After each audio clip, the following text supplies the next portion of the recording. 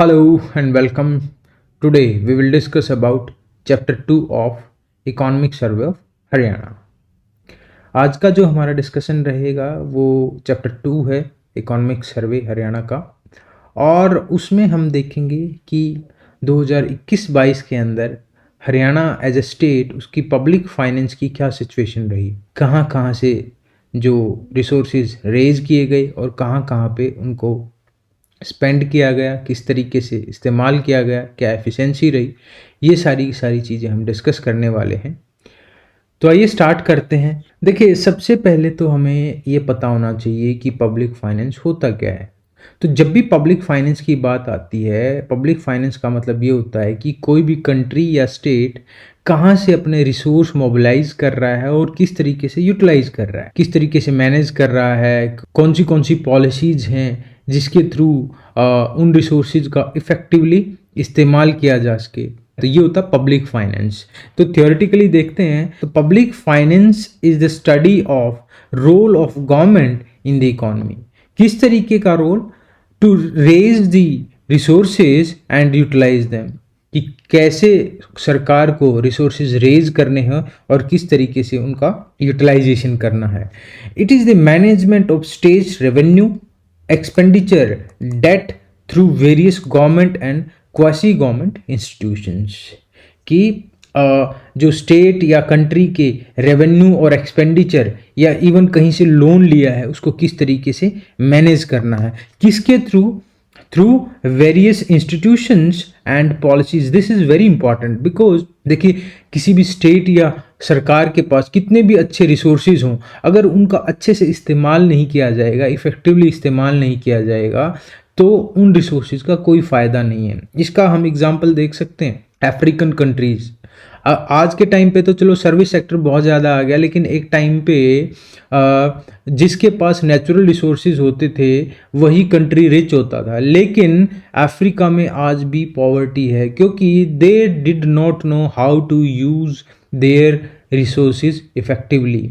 तो उसके लिए इफ़ेक्टिव पॉलिसीज़ होना बहुत ही ज़रूरी होता है। एक अच्छी पॉलिसी ही अच्छे रिसोर्स मैनेजमेंट और यूटिलाइजेशन कर सकती है।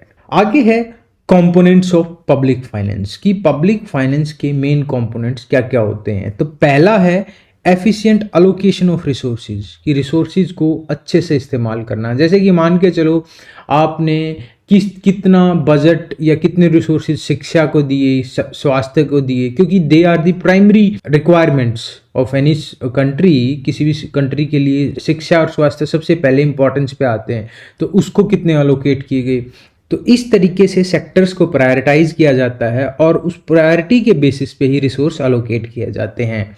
दूसरा है डिस्ट्रीब्यूशन ऑफ इनकम। अगर कहीं से इनकम आ रही है तो उसको कैसे डिस्ट्रीब्यूट किया गया, तो वो भी एक तरीके का रिसोर्स एलोकेशन ही आ जाता है, क्योंकि एट द एंड जो इनकम है उसको डिस्ट्रीब्यूट कर रहे हैं तो रिसोर्स ही तो दे रहे हैं हम किस। अच्छा, इनकम डिस्ट्रीब्यूशन के अंदर टैक्सेशन बहुत बड़ा रोल प्ले करता है। अगर रिच लोग हैं तो उनके पास ज़्यादा इनकम है तो उसको किस तरीके से पुअर्स की तरफ डाइवर्ट किया जाए। डायरेक्टली तो नहीं दे सकते, तो क्या करेंगे, रिच के ऊपर ज़्यादा टैक्स लगाएंगे और वहाँ से जो रिसोर्सेज आएंगे उनको हम डाइवर्ट कर सकते हैं पुअर की तरफ in the form of subsidies etcetera. तो ये हो गया दूसरा कंपोनेंट पब्लिक फाइनेंस का। तीसरा कंपोनेंट है मैक्रो इकोनॉमिक स्टेबलाइजेशन। ये बहुत ही ज़्यादा इंपॉर्टेंट है, इवन इनसे भी इंपॉर्टेंट है कई एंगल से। इकोनॉमी के मैक्रो लेवल पे अगर स्टेबिलिटी नहीं है तो आपके जो फाइनेंशियल रिसोर्सेज हैं वो वेस्ट हो सकते हैं, प्रॉपर रीडिस्ट्रीब्यूशन नहीं होगा उनका अगर आपकी मैक्रो इकोनॉमिक स्टेबलाइजेशन नहीं है। अगर मैं पीछे बात करूं, वेनेजुएला के अंदर इन्फ्लेशन बहुत ज़्यादा हाई हो गई थी पॉलिटिकल इंस्टेबिलिटी की वजह से, और पॉलिटिकल स्टेबिलिटी बहुत ज़्यादा रोल प्ले करती है मैक्रो इकोनॉमिक स्टेबलाइजेशन के अंदर। ठीक है, तो ये थे 3 मेन कंपोनेंट पब्लिक फाइनेंस के। क्या क्या?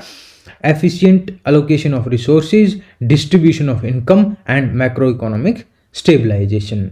अभी हम बात करेंगे कि हरियाणा का पब्लिक फाइनेंस की क्या कंडीशन रही 2021-22 के अंदर। तो पब्लिक फाइनेंस में आगे बढ़ने से पहले हम ये देखते हैं कि मेन चीज़ क्या होती है पब्लिक फाइनेंस में, रिसोर्स मोबिलाइजेशन एंड अलोकेशन। तो इसका हमें क्लियर आइडिया कहाँ से आता है? बजट से, कि हमें कहाँ से कितने रिसोर्सेज आ रहे हैं और कहाँ हम उनको स्पेंड कर रहे हैं। तो बजट को थोड़ा सा देख लेते हैं एक बार कि बजट क्या होता है, ताकि हमें जो पब्लिक फाइनेंस का टॉपिक है उसको समझने में दिक्कत ना आए। तो जब भी मैं बजट की बात करता हूं तो बजट क्या होता है? बजट इज व्हाट, एक तरफ से हमें रिसीट्स मिल रहे हैं और दूसरी तरफ क्या है, एक्सपेंडिचर कर रहे हैं। यही तो ना बजट के अंदर। अब रिसीट भी आगे दो टाइप की होती हैं, कौन सी? रेवेन्यू और दूसरा कैपिटल। ऐसे ही एक्सपेंडिचर भी दो टाइप का होता है, कौन सा? Revenue and capital. ठीक है, तो अब हम आगे बढ़ने से पहले क्या करेंगे, रेवेन्यू रिसीट और कैपिटल रिसीट, रेवेन्यू एक्सपेंडिचर और कैपिटल एक्सपेंडिचर के बारे में पढ़ेंगे, ताकि हमें पता चले कि कितना रेवेन्यू हरियाणा में आया है और कितना रेवेन्यू हरियाणा ने स्पेंड किया है, और कितना कैपिटल रिसीट हुआ है हरियाणा के अंदर, और कितनी कैपिटल स्पेंड हुई है। ठीक है, हालांकि इसको हम आगे भी एक्सपेंड कर सकते हैं, जैसे रेवेन्यू भी दो टाइप का होता है, टैक्स एंड नॉन टैक्स। उसके बाद कैपिटल को भी हम रीपेएबल एंड नो रीपेएबल। लेकिन आज हमें सिर्फ और सिर्फ यहाँ तक फोकस करना है बजट का, कि बजट होता क्या है। बजट में एक तरफ से रिसीट्स होती हैं, दूसरी तरफ एक्सपेंडिचर होता है। रिसीट्स भी हमारी दो टाइप की होती हैं, रेवेन्यू एंड कैपिटल। एक्सपेंडिचर भी हमारा दो टाइप का होता है, रेवेन्यू एंड कैपिटल।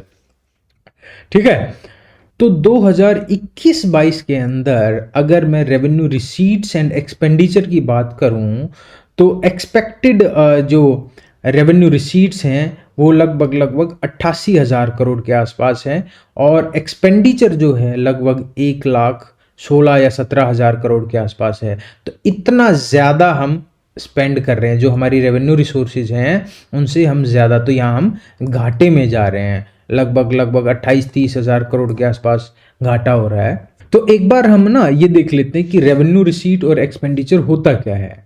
तो रेवेन्यू रिसीट का मतलब ये होता है कि वो रिसीट्स जो वापस पे बैक नहीं करनी है जिसने पे किया है गवर्नमेंट को। फॉर एग्जाम्पल इनकम टैक्स, एक बार आपने इनकम टैक्स पे कर दिया तो आपको वापस नहीं मिलेगा।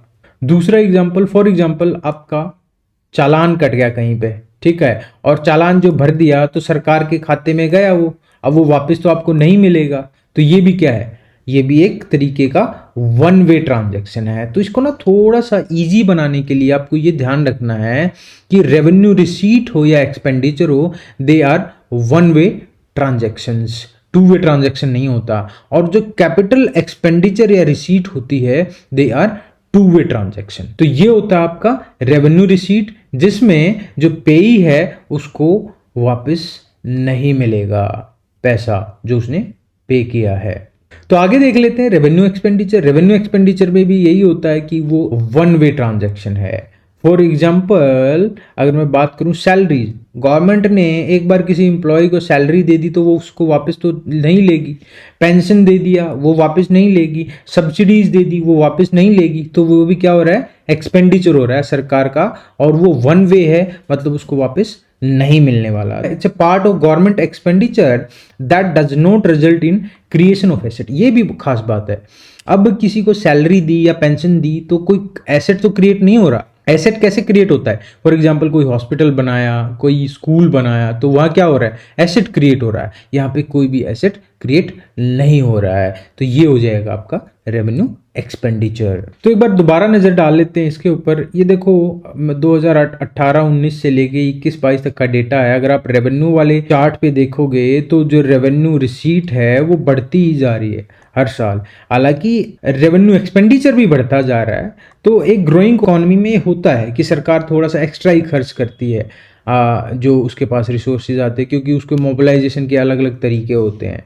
तो हर साल गवर्नमेंट रेवेन्यू डेफिसिट में जा रही है। तो एक बार ये देख लेते हैं रेवेन्यू डेफिसिट क्या होता है। रेवेन्यू डेफिसिट ये होता है कि कितना एक्स्ट्रा रेवेन्यू इनकम से एक्सपेंडिचर में एक्स्ट्रा कर रही है सरकार। तो 2021-22 में लगभग 30,000 करोड़ रुपए एक्स्ट्रा खर्चे, जो कि 3.5% है जीएसडीपी का। क्या होती है जीएसडीपी? जिस तरीके से नेशनल लेवल पे जीडीपी होती है उसी तरीके से स्टेट लेवल पे जीएसडीपी होती है। जीडीपी क्या है? Gross domestic product. What do you mean by GDP? GDP is the value of all goods and services produced within a territory and within one financial year. तो वो हो जाएगी आपकी जीडीपी।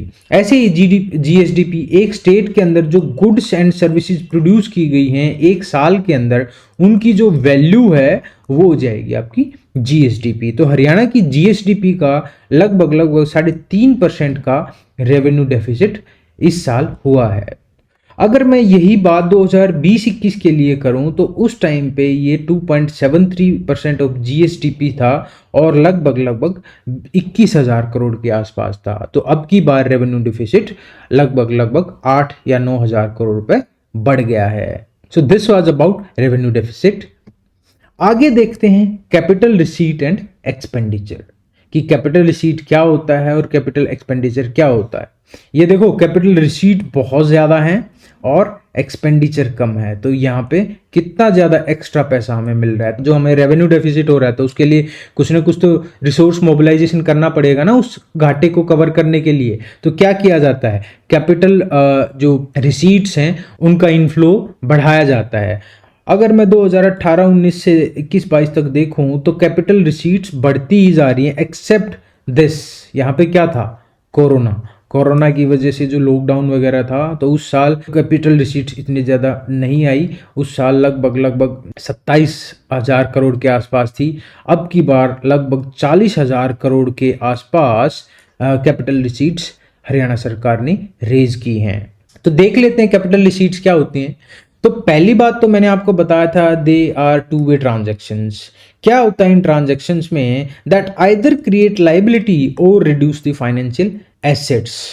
फॉर एग्जाम्पल, अगर सरकार कहीं से लोन लेती है, ठीक है, तो लोन क्या है, जैसे टू वे ट्रांजेक्शन, उसके लिए वो लोन को वापस करेगी और जब तक वापस नहीं करती तो क्या करेगी, उसके लिए इंटरेस्ट पे करती रहेगी। तो या तो ये लाइबिलिटी क्रिएट करेगी या फाइनेंशियल एसेट को रिड्यूस करेगी।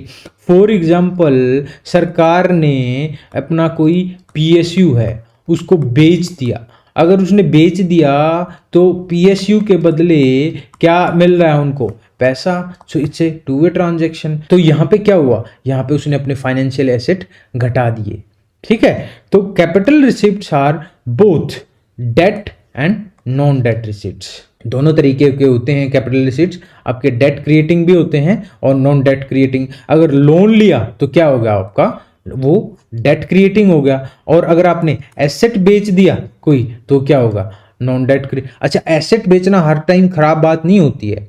कई बार ये होता है कि आपके एसेट की वैल्यू बढ़ती जा रही है, उसमें से कुछ हिस्सा, मान के चलो आपकी कोई पीएसयू है और उसकी वैल्यू है 100 करोड़ रुपए, तो अब की बार आपने उसमें से 10% हिस्सा बेच दिया, लेकिन अगले साल उसकी वैल्यू होगी 150 करोड़, तो अभी आपकी वैल्यू बढ़ रही है, 10% हिस्सा और बेच दिया।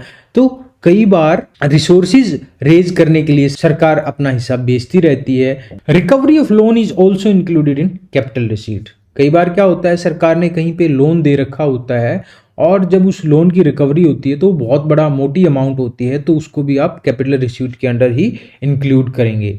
Non debt creating capital receipts are, ये आपको बता ही दिया कि जिसमें जो गवर्नमेंट है वो अपने एसेट्स बेच देती है, ठीक है। So this was all about capital receipts. Now we will look at capital expenditure. क्या होता है कैपिटल एक्सपेंडिचर, जिसमें गवर्नमेंट डेवलपमेंट कर रही है, कुछ ना कुछ एसेट क्रिएट कर रही है, या तो मशीनरी बना रही है, कोई बिल्डिंग बना रही है, हेल्थ फैसिलिटीज बना रही है, स्कूल बना रही है, तो वो हो जाएगा आपका capital expenditure. So this was all about capital receipt and expenditure. Next है फिस्कल डेफिसिट। तो 2021-22 के अंदर अगर मैं बात करूं हरियाणा की, तो लगभग 4% फिस्कल डेफिसिट रहा जीएसडीपी का। लेकिन ये फिर भी एक हेल्दी रेंज में था, क्योंकि अकॉर्डिंग टू 15 फाइनेंस कमीशन, किसी भी स्टेट का अगर फिस्कल डेफिसिट 4% ऑफ जीएसडीपी से कम है तो उसको एक हेल्दी रेंज में माना जाएगा। लेकिन अगर मैं इसको कंपेयर करूं 2021 के फिस्कल डेफिसिट के साथ, तो ये अब की बार बढ़ा है, क्योंकि उस साल जो फिस्कल डेफिसिट था that was 3.36% and this year it is 3.8% of GSDP. अभी मैंने ये तो बता दिया फिस्कल डेफिसिट, लेकिन होता क्या है fiscal deficit? Is the difference in total income of government and it's total expenditure. तो अब की बार हरियाणा का जो फिस्कल डेफिसिट है that is 3.83% of GSDP. Next जो इंडिकेटर है हरियाणा का जो पब्लिक फाइनेंस है उसकी हेल्थ चेक करने के लिए वो है डेब्ट टू जीडीपी रेशियो। तो ये क्या कहती है कि स्टेट या कंट्री का जितना भी डेट है और उसकी जीडीपी या जीएसडीपी जो है उसके रेशियो में कितना है। और यहाँ पे कम्युलेटिव अमाउंट ऑफ जो डेट है उसकी बात होती है, चाहे वो स्टेट गवर्नमेंट का है चाहे वो सेंट्रल गवर्नमेंट का है। 2021-22 की अगर मैं बात करूं तो हरियाणा का जो पब्लिक डेट है वो लगभग 26% के आसपास रहा ऑफ इट्स जीडीपी। ये पिछले साल की तुलना 2020-21 के मुकाबले कहीं ज़्यादा है। 2020-21 में ये सिर्फ और सिर्फ 23% के आसपास था और अब की बार लगभग 26%, तो 3% का डिफरेंस आया है। बट ये अभी भी एक हेल्दी रेंज में है because according to 15th finance commission जो आपका पब्लिक डेट है वो 33.1% से नीचे होना चाहिए और हरियाणा का लगभग 26% के आसपास है। तो इट मीन्स जो पब्लिक डेब्ट है हरियाणा का वो एक हेल्थी रेंज के अंदर है। So this was all about public finance of Haryana in 2021-22 और इसके बहुत सारे इंडिकेटर्स होते हैं, उन इंडिकेटर्स पे हमने नज़र डाली।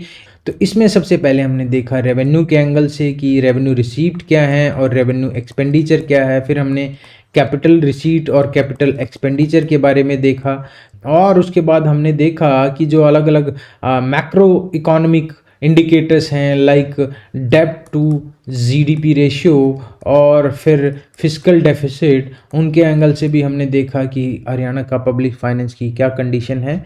सो thank you for watching, see you next video and next chapter. Thank you.